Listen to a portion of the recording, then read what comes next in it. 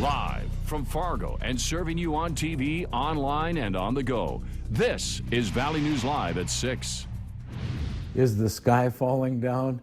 Donald Trump is the president, and North Dakota has medical cannabis.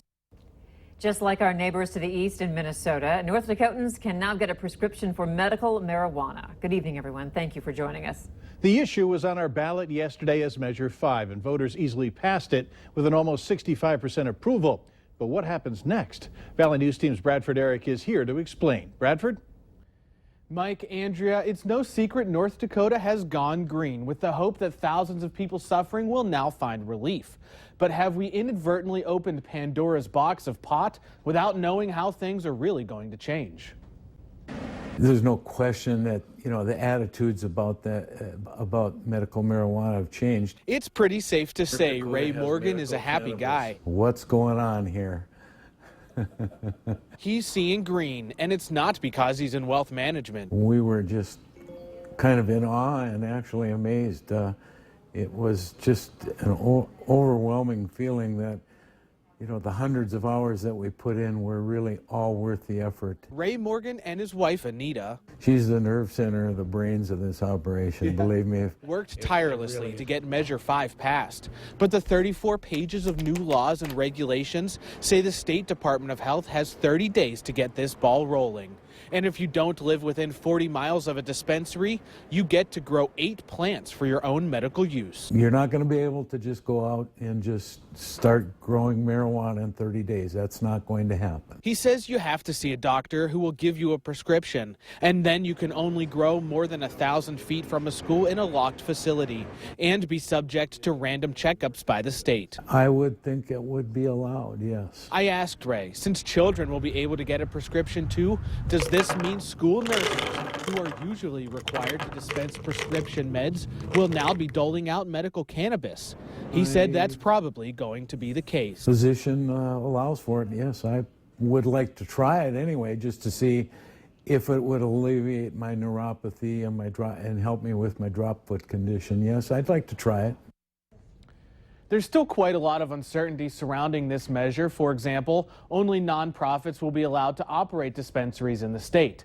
Ray tells me he expects it to take at least a year to be fully implemented, and the legislature is going to have to appropriate the money for the State Department of Health.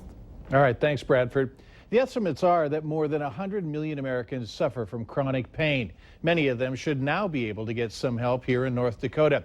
We've attached a full text of the new laws on our website. Just click on this story on valleynewslive.com. North Dakota Governor-elect Doug Burgum has begun work to transition into his new position and is looking to you to be part of his administration. In his first news conference since being elected, Burgum faced many questions, including some about a big issue happening in the state. Valley News Team's Ashley Bishop joins us now with more. Ashley? Governor-elect Doug Burgum and Lieutenant Governor-elect Brent Sanford say they are excited for the transition into office and reiterated that North Dakota taxpayers are customers and should be treated that way. Burgum was asked about balancing the state's budget, the ongoing Dakota Access Pipeline protest, and immigration issues. Burgum says he will work closely with Governor Dalrymple regarding the upcoming budget. That will be submitted in December and will make any changes once he's sworn in on December 15th. As for the Dakota Pipeline protest, Burgum says Governor Dalrymple is still in charge and that people should support the current governors in his decisions. Those of you that are covering it, those of you who've been down there, those of you who are involved, know that there's new information coming out day by day, and that information is coming out at lots of different levels. It's coming out from the camp itself, it's coming out from Washington, D.C., it's coming out from different agencies, it's coming out from the courts, and so it wouldn't be fruitful for me to speculate on what decision to make on December 16th, because we could have a completely different situation on our hands. In addition to covering these issues, Burgum announced his transition chairperson, Jody Euchre. She's a former Great Plains Software and Microsoft exec. She is encouraging people to visit the website they launched today to apply to be a part of his administration. And to find that website, click on this story on valleynewslive.com. All right, thank you, Ashley. We also learned today that Burgum's election had the most votes for office in the state's history. Look for a recount in North Dakota District 46 State Senate race that represents a portion of South Fargo. Right now, Republican Jim Rohrs has a slim 36-vote lead on Democrat incumbent George Sinner, although some absentee votes still need to be counted. Right now, the margin of difference is less than a percentage point, and under state law, recounts happen if a candidate does not win by 2 percentage points. Rohrs lost to Sinner 3 years ago, but tells Valley News Live he's confident he won the seat this time around.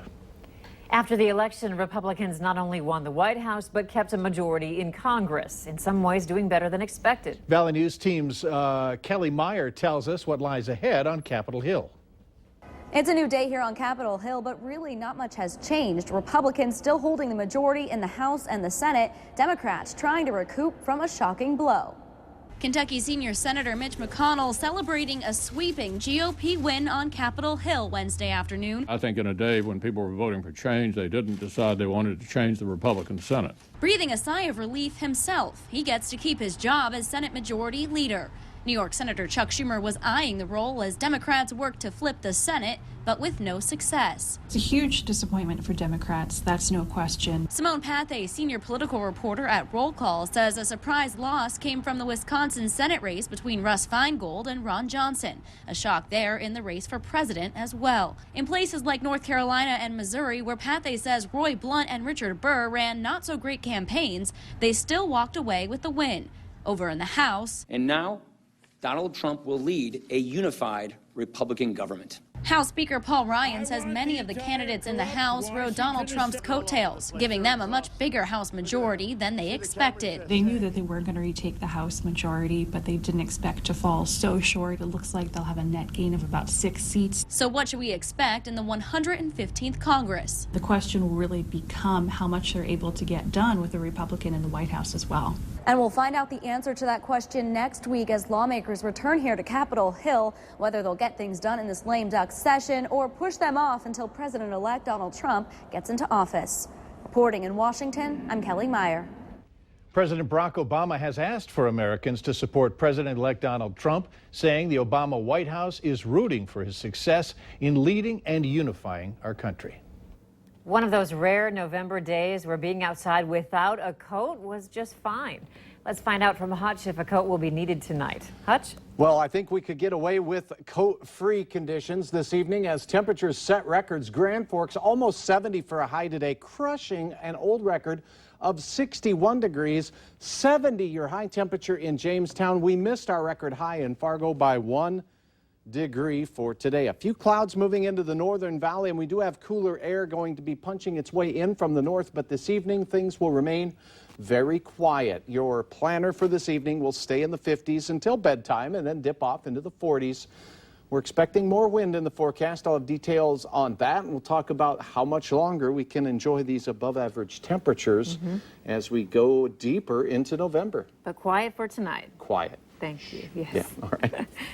A disturbing story of an alleged child sex crime in northwestern Minnesota. 37-year-old Jeremy Jurdy of McIntosh, Minnesota, has been charged with first-degree criminal sexual conduct. Authorities were made aware after a friend of the victim reported it last Saturday. The victim, a teenage boy, told authorities that Jurdy had anal and oral sex with him numerous times, and that at times Jurdy would get him drunk so he wouldn't remember what happened. The incidents may have been happening for years. The prosecutor on the case has already given notice to pursue a statute that allows a tougher sentence than the sentencing guidelines allow in this case. If convicted, Jurdy faces a maximum sentence of 30 years in prison. An online petition is asking Fargo police to stop getting involved with the Dakota Access Pipeline protest.